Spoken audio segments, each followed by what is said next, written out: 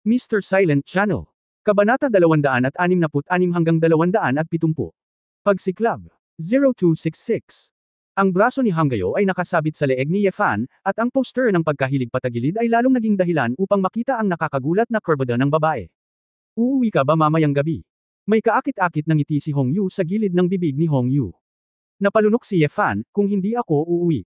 Saan ako pupunta? Well, kalipat lang ng apartment ko, at kailangan ko ng tutulong sa akin na ayusin ito, sabi ni Hanggayo. Sigaw ni Yefan sa kanyang puso, pumunta ka sa apartment mo para magayos, ang daming babae dito, hahanap ba ako ng lalaking mag-aayos ng apartment? Karapat-dapat talaga siyang maging isang babaeng pamilyar, at ang mga salitang nakakabit ay kumukulo ng dugo ng mga tao. Ngumiti si Yefangxi, gusto kong tumulong sa mga dilag na mag-ayos ng bahay, kaya kailangan kong pumunta. Kinagat ni Hanggayo ang kanyang cherry lip, binigyan ng galit na tingin ang lalaki, pagkatapos ay ibinaba ang kanyang ulo at hinalikan ang bibig ni Yefan, pagkatapos ay bumangon at ipinagpatuloy ang pagdiriwang kasama ang kanyang mga kapatid na babae. Si Yefan ay nag-e-enjoy sa magandang buhay sa hinaharap, ngunit bigla niyang naramdaman ang dalawang hanay ng mga mata na parang mga kutsilyo ang pumutok sa kanya. Nilingaw ni Yefan ang kanyang ulo at nalaman na si Shu Lingshan iyon, na nakatitig sa kanya. Captain Shu, ano ang ibig mong sabihin sa ekspresyon na iyon? Naramdaman ni Yefan ang isang tambol sa kanyang puso, hindi sasabihin ng babaeng ito kay Su Qingzhou. Medyo naghihinala na ako ngayon. Mayroon kang tunay na layunin na payagan si Sister Hanggayo at ang iba pa na sumali sa kumpanya. Pinag-uusapan ka ng mga scheming guys. Ngumuso ng masama si Shu Lingshan. Matuwid na sinabi ni Yefan, ano ang sinasabi mo, gumagawa ako ng mabuti ng buong puso. Nagawa mo na ang lahat ng iyong kabutihan sa higaan ni Sister Hanggayo. Ngumisi si Yefan, masyadong matanda na ang kapatid mong si Hanggayo, kailangan niya ito, hindi ako makatanggi ng malupit. Kailangan mo talaga. Walang hiya. Ayokong makipag-usap sa'yo. Namula si Shu Lingshan, tumalikod at naglakad palayo. Tiningnan ni Yefan ang nanginginig na kasaganaan ng babae at bamulong sa kanyang puso, maya-maya, kakailanganin mo ito. Maliwanag ang sumunod na araw, bumangon si Yefan mula sa kama at sinulyapan si Hong Yu, na mahimbing pa ring natutulog sa tabi niya. Hindi man lang siya nagsuot ng damit at natulog kagabi. Mukhang pagod na pagod siya sa paghagis. Napangiti si Yefan, ngunit na-refresh siya at hindi man lang pagod. Gusto siyang bugbugin ng babaeng ito sa kama, ngunit walang pinto. Matapos maisuot ang kanyang mga damit, nagmamadali siyang bumalik sa mansyon sa Belo County. Sa ganitong paraan, sabay silang nag-almusal ni Su Qingzhou at pumasok sa trabaho sa tamang oras. Bumalik na rin si Tita Jiang, at nang makita niya si Yefan, hindi niya tinanong kung saan nagpunta si Yefan kagabi, at magiliw siyang binati para sa almusal. Pagkababa ni Su Qingzhou, tila wala siyang napansin na kakaiba. Pagkatapos kumain ng almusal, sumakay siya sa kotse at sabay na pumunta ang dalawa sa kumpanya. Habang nasa daan, may naalala si Su Qingzhou at nagtanong, paano ka naghahanda para sa aktibidad na iyon sa field? Bakit hindi ka sumama sa mountaineering trip sa labas? Kailangan mo bang maghanda? Tumingin si Yefan sa rearview mirror at nagtanong. Daan. Siyempre kailangan mong maghanda. Pupunta ka sa ngalan ko. Kailangan mong kilalanin ang bawat miyembro na pupunta doon, alamin ang kanilang mga pangalan, at unawain ang bawat proseso. Kailangan mong maging pinuno, hindi ang tagasunod, sabi ni Su Qingzhou. Inisip ni Yefan sa kanyang sarili na magkakaroon ng ganoong gulo, ngunit tumanggaw siya at sumang-ayon. Babasahin niya ang mga materyales. Nang makita ang casual na tingin sa mukha ng lalaki, kumislap ang malamig na mga mata ni Su Qingzhou, at lumingon siya para magtanong, nagsaya ba kayo ni Hanggayo? Bumilis ang tibok ng puso ni Yefan, at tumalikod siya na may matigas na ngiti, asawa. Anong pinagsasabi mo? Ano? Kanina lang nandito si Tita Jiang, hindi ko nabanggit, sa tingin mo ba may tatago mo iyon sa akin? Ang mga mata ni Su Qingzhou ay napuno ng hamog na nagyelo, at may mga maiitim na ulap at mga bagyo na tumatakip sa kanyang mukha. Mapait na ngumiti si Yefan, paano mo nalaman? Hindi mo ba alam na ang mga babae ay napakasensitibo sa mga amoy at pabango sa katawan ng mga babae?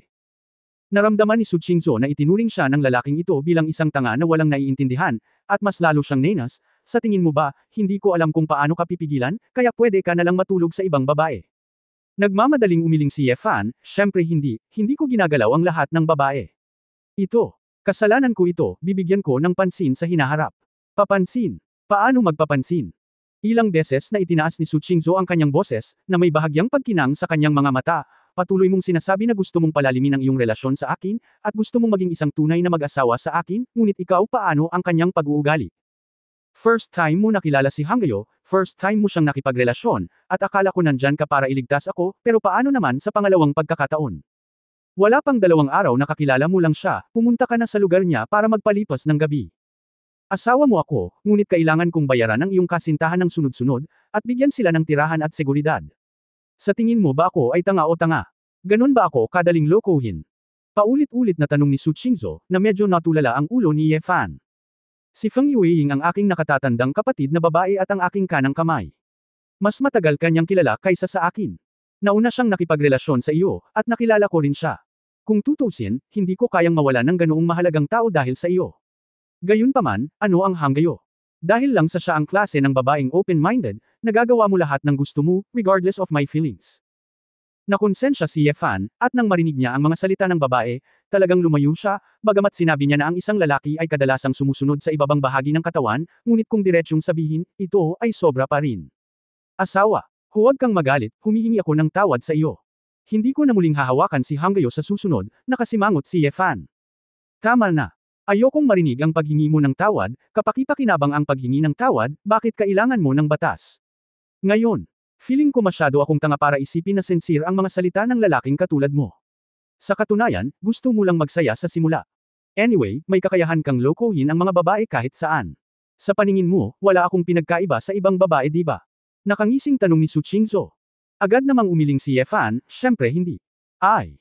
Hindi ko akalain na makakapag-asawa ako ng isang kagaya mo sa buhay ko, mahal ko ang kasal natin. I'm sorry, Mr. Ye, hindi ko nakita. Malamig na bamantong hininga si Su Qingzhou, nilingan niya ang kanyang ulo upang tumingin sa labas ng bintana ng kotse at hindi nagsalita. Nanlumo si Ye Fan at gusto lang huminto at magpaliwanag kay Su Qingzhou, ngunit wala siyang maisip na sasabihin. Kung tutusin, may ginawa siyang mali. Sumasakit ang ulo ni Ye Fan. Tulala ang pagmamaneho hanggang sa kumpanya. Pagkababa ko ng sasakyan ay nakita ko si Chenya na nagmamadaling tumakbo. Mr. Su, hindi maganda, seryosong sabi ni Chenya. Ang ekspresyon ni Su Qingzhou ay kalmado sa oras na ito, at nagtanong siya, ano ang problema, kaya panik. Dumating na ang mga tao mula sa pagbubuwis at industriya at komersyo. Sinabi nila na ang pinuno ay nagpadala ng isang mensahe at mahigpit na susuriin ang sitwasyon ng aming kumpanya, ngunit sa palagay ko, tila narito sila upang sadyang kunin ang mga bagay-bagay. Ang aming iba't ibang mga departamento ay ngayon pinapanik nila ang mga tao. Sabi ni Chenya. Narinig ito ni Su Qingzhou, hindi niya namamali na sinulyapan si Ye Fan sa likod niya. Halos may maisip si Ye Fan. Ang taong nagsimulang kumilos para harapin ang Jinxiu Group. Nang hindi sinasadya, mas nakaramdam si Ye Fan ng hiya at pagkabalisa sa kanyang puso, at tila mas nahihiya siyang harapin si Su Qingzhou. Kabanata 0267 Isang araw. 0267. Mr. Su, ang sitwasyon ay apurahan, bagaman karamihan sa aming mga departamento ay hindi magkakaroon ng anumang mga problema, ngunit ang ilang mga departamento ng pamumuhunan, departamento ng pagkuha, at departamento ng relasyon sa publiko, higit o mas kaunti, ay mahuhuli nila. Hindi, pinalala nila ang mga bagay, mag-aayos tayo sandali, at ang presyo ng ating stock ay babagsak, nag-aalalang sabi ni Chenya. Malamig at mahigpit ang mukha ni Su Qingzhou, ano ang kinakatakutan mo, sumama ka sa akin sa opisina. Opisina. Nagtaka si Chenya, huwag mong puntahan ang mga sensor na iyon.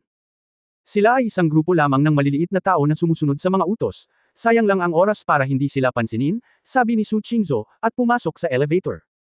Parehong sumunod sina Ye Fan at Chenya sa elevator. Iniisip ni Ye Fan kung paano haharapin ng isang babae ang krisis na ito. Matapos makapasok sa opisina ng Pangulo, mabilis na kinuha ni Su Qingzhou ang telepono sa mesa at nag-dial ng numero. Hindi nagtagal, tumunog ang telepono. Kumusta, Bureau Joe? Ako si Su Qingzhou. Napakaabala ng iyong departamento ng buwis, at nagdala ka ng napakaraming tao sa aming kumpanya para sa gabay. Napakahirap talaga ng Bureau Joe, mahinahong sabi ni Su Qingzhou. Nakinig si Ye Fan at napagtanto na si Su Qingzhou ay direktang tumawag sa pinuno ng buwis. Mr. Su, nagnenegosyo lang kami gaya ng dati. Ang Splendid Group ay palaging isang mahusay na malaking kumpanya na sumusunod sa batas, at isang huwaran para sa komunidad ng negosyo ng Huahay. Para dito, pinagkakatiwalaan namin si Mr. Su. Si Jojo doon ay may formulaic at perfunctory. Nanlamig ang mga mata ni Su Qingzhou at sinabi niya, Jojo, nabalitaan ko na nakuha mo ang VIP membership ng Huafeng Golf Course 2 buwan na ang nakakaraan. Wala akong oras para batiin ka. Ilang kasosyong mamumuhunan ng golf course na iyon. Mayroon din akong pangunahing pag-unawa dito. Narinig ko mula sa ilan sa kanila na ang proyekto ay nakatanggap ng maraming pangangalaga. Tahimik si Jojo doon ng higit sa 20 segundo, at pagkatapos ay nakangiting sinabi niya, Mr. Su, napaka-informed mo talaga, tumawag talaga ako minsan, talagang. Wala akong masyadong alam tungkol dito, hehe.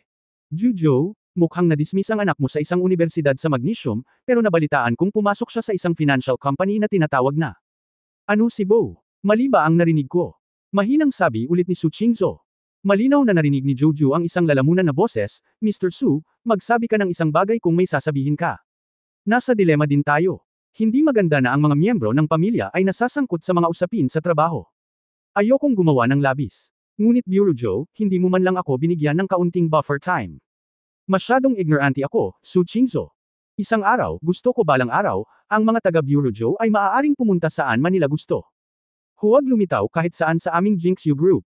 Inaprubahan ba ng Bureau ang maliit na mungkahi na ito? Kinagat ng mga ngipin ni Bureau ang kanyang mga ngipin at sinabing, okay. President Su, talagang isang araw lang, kung hindi. Hindi ko maitatago itong itim na gauze na sombrero. Salamat Bureau sa iyong pangunawa, nais ko sa iyo ang isang maunlad na opisyal na karera at isang masayang pamilya. Walang pakialam na sabi ni Su Qingzhou, at pagkatapos ay ibinaba ang telepono. Nakita ni Ye Fan ang eksenang ito sa gilid, at nang marinig niya ang mga salitang ito, huminga siya ng malalim. Lumalabas na si Su Qingzhou ay gumawa ng napakaraming, araling bahay, ng palihim, at talagang naunawaan niya ang diwa ng pagkilala sa sarili at pagkilala sa kaaway sa isang daang laban. Kung bibigyan si Su Qingzhou ng mas malakas na intelligence network, makakagawa siya ng ilang bagay na nakakasira ng lupa. Naranasan na naman ni Ye Fan ang tapang ng babaeng presidente ng iceberg.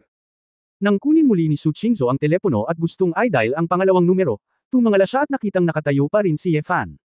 Sumimangot si Su Qingzhou, bakit nakatayo ka pa rin dyan? Napakurap si Ye Fan, hindi ko kailangan dito. Kalokohan. Magde-delay ako ng isang araw, kailangan mong kunin ang pirasong ito sa loob ng isang araw. Nalutas na ang usapin. Hindi mo ba sinabi sa simula, pananagutan mo ba ang bagay na ito?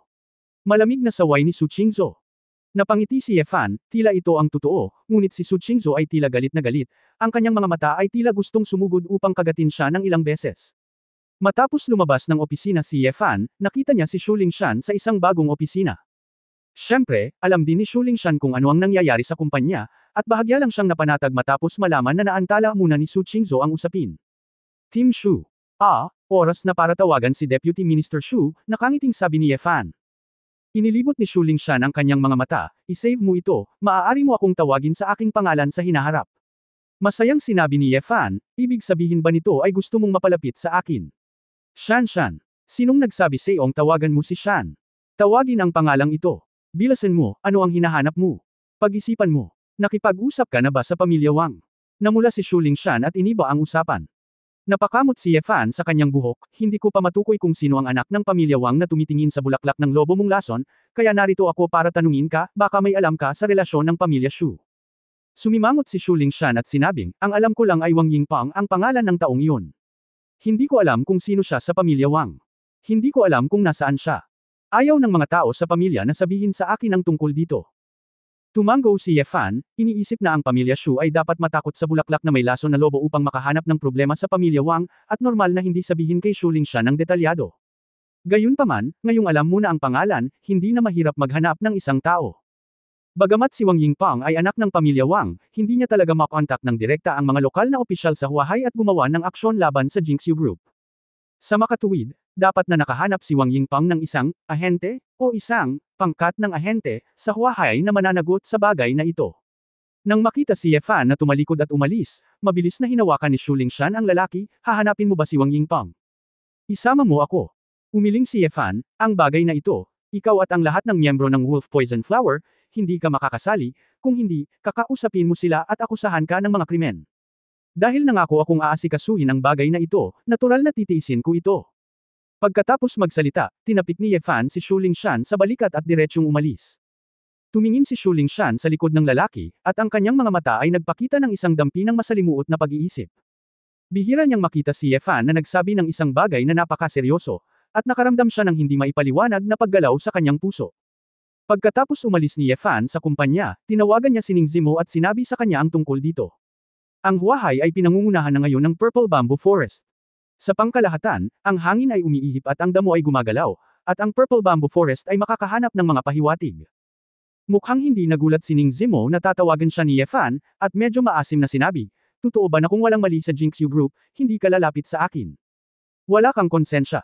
Mapait na ngumiti si Ye Fan, Ninger, hindi ba ilang araw lang ang nakalipas? Napapaligiran ka ng magagandang babae, syempre hindi ko nararamdaman, na iwan akong mag-isa sa bakanteng kwarto. Nang marinig ang hinanakit ng babae na lumalala, namanhid ang anit ni Yefan, Ninger, maging masunurin, tapos na ang bagay na ito, sasamahan kitang mag-isa hanggang sa maging komportable ka, okay. Tulungan mo muna akong mahanap ang hibla ng bagay na ito. Kabanata 0268 Feiyun Pavilion 0268. Naramdaman ni Ning Zimo na nakamit na ang epekto, kaya hindi na siya nagreklamo, at humajijek, ito ang sinabi mo. Sa katunayan, nagpadala na ako ng isang tao para mag-imbestiga. Sa pagkakataong ito, ang mga tao ang nagdiin sa ilang departamento ng Huahai. Ang patriarch ng pamilya Shangguan, si Shangguan Feihong, ay ama rin ni Shangguan Ling. Sumimangot si Yefan at sinabing, bakit galing pa rin sila sa pamilyang Shangguan, para magkaroon sila ng relasyon sa pamilya Wang.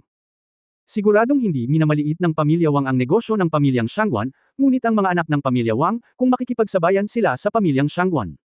Normal pa rin ang relasyon. Ang pamilyang Shangguan ay umaasa sa pamilyang Wang upang suportahan sila, at kung dati, hindi sila magkakaroon ng lakas ng loob na makipag-ugnayan kay Huahai, sabi ni Ning Zimo na may pagkadismaya. Pagkaraang marinig ito, hinaplos ni Yefan ang kanyang noo at sinabing, ang pamilyang Shangguan na ito. Alam ang aking relasyon sa Jinxu Group, kaya sila ay aktibong kasangkot sa bagay na ito. Saglit na natahimik si Ning Zimo, at sinabing, dapat alam nila. Kung tutuusin, may alitan ka sa opisyal na pamilya. Baka gusto lang nilang humanap ng backer na haharap sa iyo. Talagang walang katapusan. Tinatamad akong mag-alala sa kanila, lumapit sila sa akin. Ngumiti si Yefan at umiling, Ninger, ano ang nangyari sa elite team na sinanay mo? Nakinig si Ning Zimo. Nanlamig ang kanyang puso, Yefan, anong ginagawa mo? Kumuha ka ng isang tao at sumama sa akin sa bahay ni Shangguan, sabi ni Yefan. Hindi akalain ni Ning Zimo na gagawin ni Yefan ang bagay na ito ng ganoon kalaki, kaya hindi niya maiwasang hikayatin, hindi ba ito masama? Kami ay gang ni Huahai, dumiretso kami sa bahay ni Shangguan sa Jiang Province para hamanin ang base camp ng Feiyun Pavilion, ito. Bakit, natatakot ang Ninger ko? Tanong ni Yefan na may mapaglarong ngiti. Bakit mo ba ako pinuprovoke? Ganon ba ako kaklaseng tao? Kaya lang, hindi ba okay na gumawa ng ganyan? Hindi inakala ni Ning Zimo na balang araw ay magdadala siya ng mga tao mula sa Zisulin para hamanin ang 5 underground na pamilya ng isa. Sinabi ni Yefan, kung hindi mo palalakihin ang mga bagay, iniisip nila na maaari silang gumawa ng 1 pulgada, at ang oras ay malapit na. Maaari kang tumawag sa mga tao. Walang magawa si Ning Zimo tungkol sa lalaki, ngunit naniniwala siya na hindi kumikilos si Yefan dahil sa galit, kaya naghanda siya. Makalipas ang 1 oras, dumating sa gate ng Splendid Group ang isang Mercedes-Benz S600 na may 3 Buick commercial vehicle. Sumakay si Yefan sa kotse at nakitang nagpalit si Ning Zimo ng sports suit at jeans, at ang kanyang asul na sutla ay nakatali. Bagamat laging kapansin-pansin ang hitsura ng mga babae, nakakita ng mas espesyal si Yefan sa pagkakataong ito. Ninger, sinabi ko na ang iyong mga kwalifikasyon ay hindi masama. Pagkatapos mong mahanap ang kahulugan ng chi, ang iyong lakas ay tataas ng mabilis. Nalaman ni Yefan na matagumpay na naipasok ni Ning Zimo ang nakuhang lakas. Ang buhay ay puno ng tubig, na isang napakalalim na kasanayan. Maganda ang pundasyon ni Ning Zimo. Nakatagpo siya ng pakiramdam ng chi, at agad na sumulong mula sa pagpasok sa Xiaocheng. Mukha ring confident at proud si Ning Zimo, napakakapangyarihan mo, syempre hindi kita mapahiya. Ngayon lang, maipapakita ko sa iyo kung paano nagbago ang kakayahan ko sa paglipad ng kutsilyo. Inaasahan ko ito. Niyakap ni Yefan ang ulo ng babae at hinalikan siya sa labi, na nagpapahayag ng kanyang pagpapahalaga. Umupo si Xiao Zhao sa harap bilang isang driver, lumingon ang kanyang ulo at kinakabahang nagtanong, Brother Fan, pupunta ba talaga tayo sa bahay ni Shangguan? Bakit ang dami mong tanong, bumaba ka lang kung hindi ka maglakas loob, nakangiting saway ni Yefan. Nagmamadaling umiling si Zhao Zong at kinagat ang kanyang mga ngipin, oo, nakakatuwang isipin iyon, natatakot ako sa kanya. Makalipas ang 2.5 oras, dumating ang convoy sa looban ng isang mayamang pamilya kung saan matatagpuan ang bahay ni Shangguan. Ang 3 gintong karakter ng Feiyun Pavilion ay nakaukit sa isang malaking bato at itinayo sa gate. Ang buong patio ay mukhang antigo, ito ay isang klasikal na hardin na espesyal na ginawa ng pamilya Shangguan na may maraming mapagkukunang pinansyal at mahuhusay na manggagawa. Nang bumaba si Yefan at ang iba pa sa sasakyan, mahigit 100 ng mga thugs mula sa Feiyun Pavilion ang sumugod at hinarangan ang gate. Ang bawat isa sa kanila ay nasa kanilang mga baywang, at ang mga mixing talim na sandata tulad ng mga punyal ay nakapin sa kanilang mga baywang. Bagamat ang pamilya ni Shangguan ay marami ding nakatagong baril at bala, ngunit sa normal na kalagayan, hindi sila nangangahas na gumamit ng mga armas. Sino ka? Maingat na tanong ng isang nangungunang guard, at nakita nilang lahat na hindi maganda ang bisita.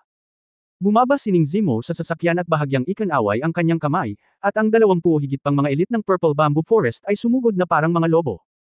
Ang grupong ito ng mga tao ay nagsanay ng mga paggalaw na itinuro ni Ye Fan, at ang kanilang pisikal na fitness ay lubos na napabuti. Kaakibat ng mahirap na pagsasanay sa mga araw na ito, ang mga gwardya ng pamilyang Shangguan na ito ay hindi nila kalaban. Ang tanging naririnig ko lang ay ang tunog ng mga punyal at maiikling kutsilyo na nahuhulog sa lupa, at sa loob ng 15 segundo, halos lahat ng mga gwardya ay itinapon sa lupa. Hindi hinayaan ni Ning Zimo ang kanyang mga nasasakupan na saktan ang buhay ng sinuman, nawalan lang sila ng malay o nawala ang kanilang pagiging epektibo sa pakikipaglaban, at natapos na ito. Tumango si Ye Fan na may kasiyahan, tila mabisa pa rin ang kanyang pinasimpleng paggalaw sa pagsasanay sa mga ordinaryong tao. Kasama si Ning Zimo, humakbang siya papasok sa gate ng bahay ni Shangguan. Pagpasok mo pa lang sa pinto, maririnig mo ang parang sirena mula sa buong compound ng Shangguan. Isang malaking bilang ng mga thug at gwardya ng Feiyun Pavilion ang sumugod na parang tubig, at sa malaking patio sa harapan, pinalibutan nila si Ye Fan at iba pang 20 tao. Napakatapang at matapang na Ning Zimo, ikaw na maliit na babae, umalis ka sa bahay ni Ning, at naglakas loob kang pumunta sa bahay ng aming Shangguan. Isang nakakatakot na boses ang nagmula sa likod ng karamihan. Nakita ko ang isang nasa katanghaliang gulang na lalaki na nakasuot ng vermilion na tang suit, na may nakasabit na anti-gang pocket watch sa kanyang dibdib, at isang kalbo ang ulo, naglalakad palabas na napapalibutan ng isang grupo ng matataas na bodyguard. Sa tabi ng lalaki, may isang binata, si Shangguan Ling, malinaw naman, itong nasa katanghaliang gulang na lalaki ay dapat na maging haligi ng pamilya ni Shangguan, si Shangguan Feihong. Patriarch Shangguan, iniiwan ko ang pamilya Ning, hindi mahalaga kung pupunta ako dito o hindi. Tumingin si Ning Zimo kay Ye Fan sa tabi niya, at sinabing, nandito lang ako kasama ang lalaki ko ngayon, susunod ang mag-asawa. Sina Shangguan Feihong at Shangguan Ling, at iba pa. Lahat ay tumingin kay Ye Fan ng may komplikadong mga mata. Mr. Ye, ikaw ay isang dalubhasa sa sining at matapang, ngunit walang sino man sa amin ang nag-isip na ikaw ay magiging matapang. Mabangis na kumislap ang mga mata ni Shangguan Ling. Ngumisi si Ye Fan, dapat sinabi ko ito. May kaunting lakas pa ang pamilya mong Shangguan, ngunit hindi ko inaasahan na paulit-ulit mong haamon ang pasensya ko. Sinabi ni Shangguan Feihong, ikaw ang Ye Fan na nagpatalo sa aming Feiyun Villa ng halos 100 milyong kita. Ako si Ye Fan, ngunit hindi ko talaga alam kung gaano kalaki ang nawala dahil sa akin, nakangiting sabi ni Ye Fan. Mr. Ye, ipinapayo ko sa iyo, kapag nahawakan mo ang ilalim ng aming pamilya Shangguan, ang kahihinatnan ay magiging napakaseryoso. Kapag dapat kang maging malambot at huwag gumawa ng hindi kinakailangang pakikibaka, nakangiting pagmamalaki ni Shangguan Ling. Pinaglaruan ni Ye Fan ang kanyang panlasa, ibig mong sabihin ay umakyat ka na sa pamilya Wang, kaya hindi ka natatakot sa akin, magagawa mo ang lahat ng gusto mo, di ba? Kabanata 0269 Simple at Magaspang. 0269. Ang young master ng pamilya Wang at ang aming pamilya Shangguan ay nakikiramay sa isa't isa. Kami ay magkaibigan, at makatuwirang tulungan ang aming mga kaibigan. Ngunit Mr. Ye, ang iyong Jinxue Group ay may mga kriminal. Kung hindi mo titingnang mabuti ang iyong mga pagkakamali, maaari kang gumawa ng isang malaking pagkakamali. Ibinuka ni Shangguan Ling ang kanyang mga kamay. Nawala ang ngiti sa mukha ni Ye Fan, at walang ekspresyon niyang sinabi, ayokong makipag-usap sa iyo ng walang kaparekan, kung saan. Si Wang Yingpang ba iyon? Makikita ka niyang Master Wang kapag nakita mo siya, si Mr. Ye ay masyadong nagmamadaling pumunta rito para hanapin siya. Sabi ni Shangguan Ling. Sinabi ni Ye Fan, kung tatawagan ka niya sa telepono, mabibigyan ka niya ng lakas ng loob na makipag-ugnayan at pangalagaan ang mga gawain ni Huahai, kung gayon ay napakatanga mo. Kaya, kung tama ang hula ko, dapat ay nasa bahay pa rin siya ng iyong Shangguan. Bilang isang panauhin, hintayin natin kung paano uunlad ang mga bagay, di ba? Ngumisi si Shangguan Feihong, mayroon kang magandang utak, ngunit sa kasamaang palad, hindi mo mapoprotektahan ang iyong sarili ngayon, at gusto mo pa ring makita si Young Master Wang, ito ay isang hanggal na panaginip. Thank you for your frankness, basta alam kong nandito siya, magaan ang loob ko, at least not in vain. Naging malamig at matalas ang mga mata ni Ye Fan. Ang bagong panganak na guya ay hindi takot sa tigre. Nabalitaan ko sa anak ko na napakalakas mo, at kahit ang Sectmaster ng tarangkahan ng bangkay ay hindi mo kalaban, pero sa tingin mo ba ay walang magagawa ang pamilya natin sa Shangguan sa iyo? Sabi ni Shangguan Feihong, lumubog ang kanyang mukha, iwinagayway niya ang kanyang malaking kamay, at sumigaw, narito, halika. Nakita ko ang 4 na malalaking lalaki na may hawak na malabusuko na armas na biglang tumakbo palabas sa magkabilang gilid. Nang makita ang 4 na malalaking lalaki na ito, ang lahat sa Zizu Forest ay medyo kinabahan. Naniniwala sila na bumuti ang kanilang lakas. Ang mga ordinaryong kalaban ay hindi tumingin sa kanila, ngunit sa harap ng bazooka, ito ay masyadong disparity.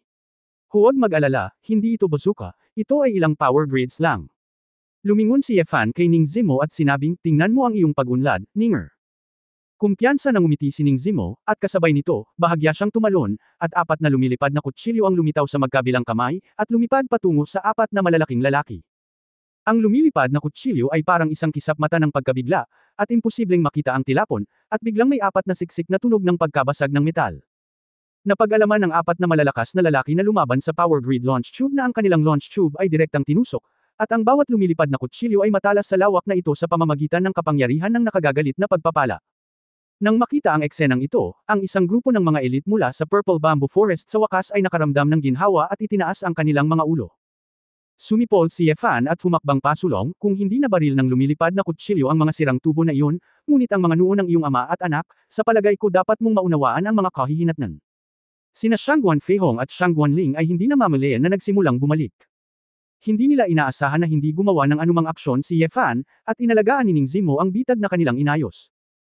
At sa oras na ito, ang paggamit ng mga baril ay talagang hindi masyadong kapakipakinabang, dahil ang mga tao ay masyadong masikip, at madaling saktan ang kanyang sariling mga tao, at maaaring talunin ni Yefan kahit na ang mga likas na mandirigma, at ang mga ordinaryong bala ay tiyak na hindi makakasakit sa kanya. Sa desperasyon, malakas na nagutos si Shangguan Feihong, umakyat lahat. Pigilan mo siya. Hintayang dumating ang hukbo. Napakunot ang noo ni Yefan, nakipag-ugnayan pa ang pamilya Shangguan sa hukbo, tila sa relasyon ni Wang Yingpeng. Ang lokal na ang tropa ay kailangan ding magbigay ng mukha sa pamilya ni Shangguan. Sa oras na ito, hindi siya pinayagang mag-isip tungkol dito, dahil ang 2 o 3 daang mga tulisan ng Feiyun Pavilion ay kinukubkob na siya at ang mga tao mula sa Zisulin. Sa kabuuan, ang mga elite na dinala ni Ning Zimo, lahat sila ay napakahusay, at pinalibutan si Ning Zimo, kahit na sila ay isang kaaway, maaari silang ibagsak ng isa-isa. Si Yefan mismo ay direktang hinampas ang mga bodyguard na nasa harapan niya, pagkatapos ay hinawakan si Shangguan Feihong sa kwelyo at binuhat siya. Nasaan si Wang Yingpeng? Tanong ni Yefan sa malalim na boses. Kinagat ni Shangguan Feihong ang kanyang mga ngipin at sinabing, maaari mo akong patayin kung mayroon kang kakayahan. Manggahas ka ba? Alam mo ba ang mga kahihinatnan ng pagkakasala sa ating pamilya Shangguan at sa pamilyang Wang? Sa palagay mo ang lahat ng bagay sa mundong ito ay malulutas sa pamamagitan ng puwersa. Hindi ginawa ni Yefan Metiegang umiling siya, nagsasalita ka pa rin ng walang kapartikan, kung gusto mong mamatay, mamatay ka.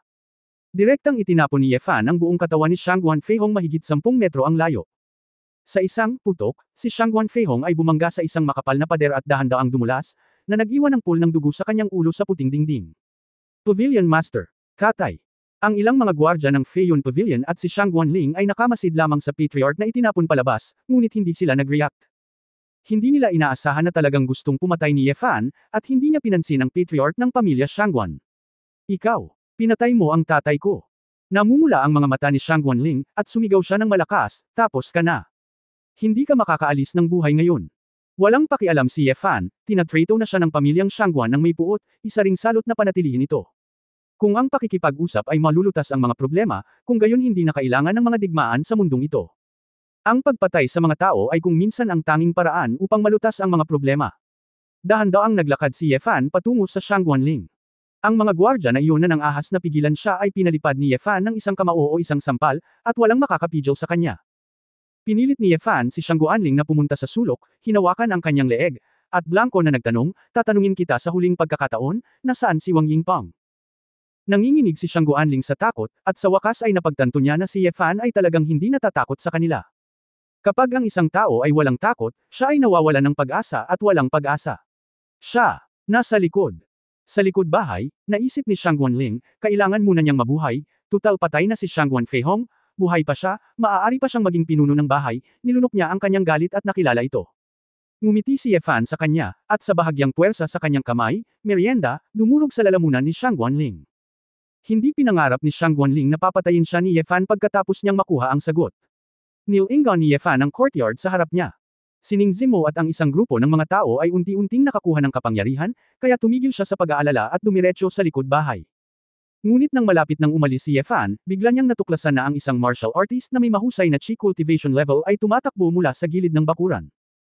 Tumingin siya sa likod at nakita niyang isa itong matandang lalaki na may maitim na berdeng kamiseta at kulay abong balbas, na nag-escort sa isang lalaking nakasuot ng gintong salamin at nakasuot ng suit at leather na sapatos, at mabilis na tumakbo sa gate. Pinaikit ni Yefan ang kanyang mga mata, at nang gumalaw siya, tumakbo siya sa gate sa isang iglap, pinatigil ang matanda at bata. Iniunat ng matandang lalaki ang kanyang kamay at hinarangan ang lalaking may ginintoang salamin sa likod niya, ngumisi at ipinakita ang kanyang mga dilaw na ngipin. Binata, mayroon kang magandang loob na pumasok sa bahay ni Shangguan. Ang simple, bastos at walang isip na pamamaraang ito ay aabutin ko halos buong buhay ko. Hindi ko nakita. Old Joe, anong kalokohan ang pinagsasabi mo sa kanya? Bugbugin mo lang siya hanggang mamatay. Hindi mo ba nakita na isa siyang loko na pumapatay ng hindi kumukurap? Chapter 0270 Walang nang ahas na hawakan ka. 0270. Tumingin si Ye Fan sa lalaking may salamin at sinabing may masamang ngiti, mukhang ikaw si Wang Yingpang. Ikaw ay parang basura kaysa sa inaakala ko. Ikaw, anong sabi mo? Ang lakas ng loob mong pag-alitan ako. Ignorante kang bata, nakapag-recruit na ako ng mga tropa sa kalapit na rehiyon ng militar, kaya maghintay ka na lang na masabugan ka at maging abo. Mahinahong sigaw ni Wang Yingpang. Daan. Hindi na interesadong magsalita pa si Ye Fan, at humakbang pasulong upang kitilin ang buhay ni Wang Yingpang. Ngunit ang matandang ito ay masiglang sumugod, at siya ay nag-backhand ng kuko kay Ye Fan.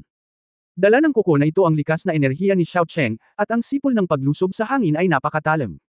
Blue Dragon Claw. Kinusot ni Ye Fan ang kanyang mga mata at lumingon sa gilid upang maiwasan ito. Ngumiti ang matandang lalaki at nagsabi, maganda ang mata ng bata. Ang pangalan ko ay Qiao Cheng. Isa akong guro ng Qinglangmen. Kung narinig mo ang aming pangalan, maaari mo ba akong bigyan ng kaunting mukha? Ang Qinglangmen ay orihinal na nagsama-sama sa pamilya Wang. Ungol ni Ye Fan.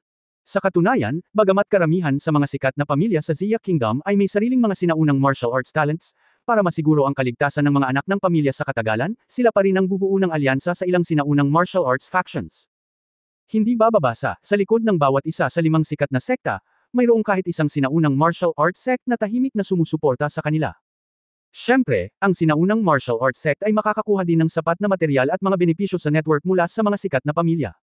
Masasabing mutually beneficial ang dalawa. Siyempre, may mataas na katayuan ang ilang sikat na sekta tulad ng Shaolin, Wudang, MA, at iba pa. At hinahamak nilang makipag-alyansa sa mga sikat na pamilya.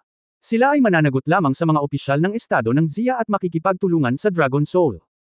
Ngunit gayunpaman, ang ilang iba pang mga sinaunang martial arts sects na maaaring ituring bilang A-level na mga organisasyon sa mga tuntunin ng lakas, lalo na ang mga sumisikat na bituin, ay magsasama-sama pa rin sa makapangyarihang mga sikat na sekta.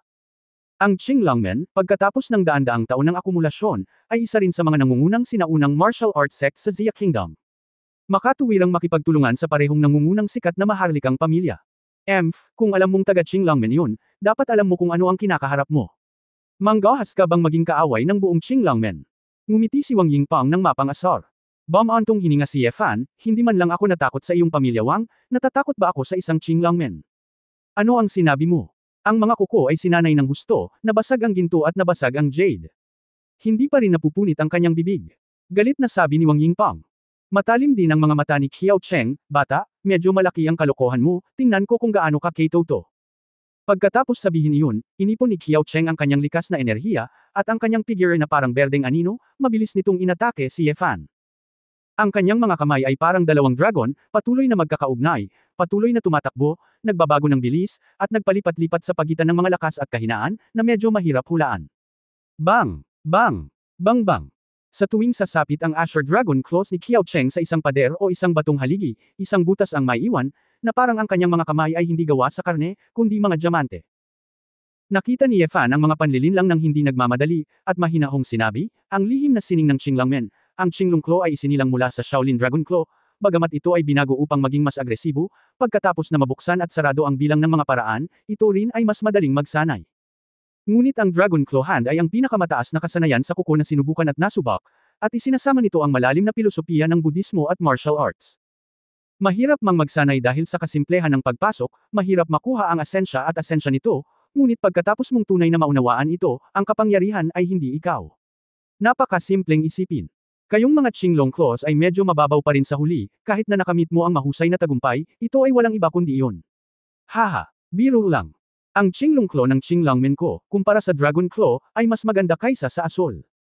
Lan, paanong naiintindihan ng isang binatang tulad mo ang kapangyarihan nito? Sumigaw si Qiao Cheng na may pang-aalipusta, kainin mo ako gamit ang panlilinlang na ito ni Qinglong na iindayog ang buntot nito. Nakita ko ang katawan ni Qiao Cheng na biglang umikot, ang kanyang mga braso ay parang ipoypo, at inatake niya si Ye Fan ng higit sa 100 parang bagyong pag-atake ng kuko. Kung saan man siya dumaan, tanging ang nakakagalit na chi na kamakaway palabas ay humawak sa semento at mga bato. Basagin. Ngunit si Ye Fan ay umatras lamang ng 3 hakbang, at pagkatapos ay huminto, ang kanyang mga mata ay nagpakita ng isang nangingibabaw na talas, at siya ay biglang bumaril.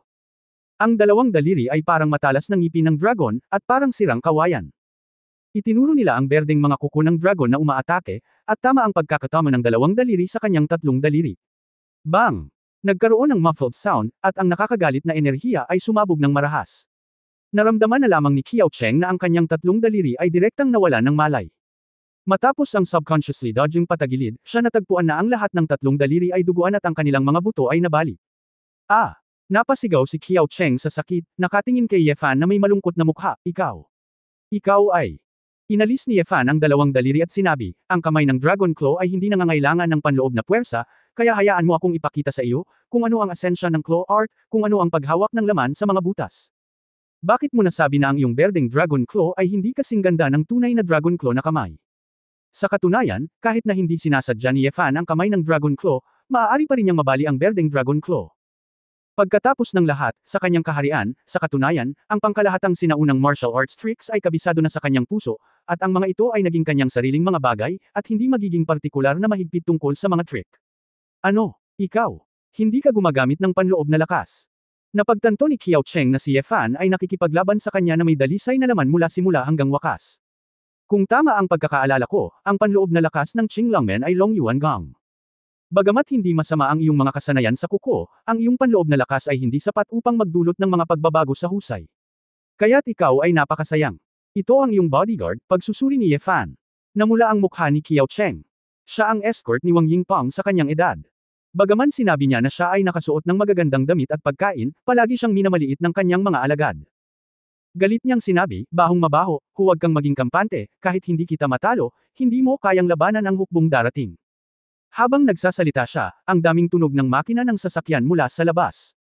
Nakakita ako ng higit sa 100 sasakyang militar, na may dalang malaking bilang ng mga sundalo, puno ng mga live na bala, at mabilis na ipinakalat sa labas ng bahay ni Shangguan. Ang susi ay ang mga sasakyang ito ay nilagyan din ng ilang mabibigat na firepower, kahit na sila ay mga likas na mandirigma, kung sila ay direktang tangayan ng ilang mabibigat na machine gun, maaari silang tumalsik ng dugo. Higit pa rito, may mga sundalo rin na may dalang bazooka. Haha, dito. Nandito na ang mga tao natin.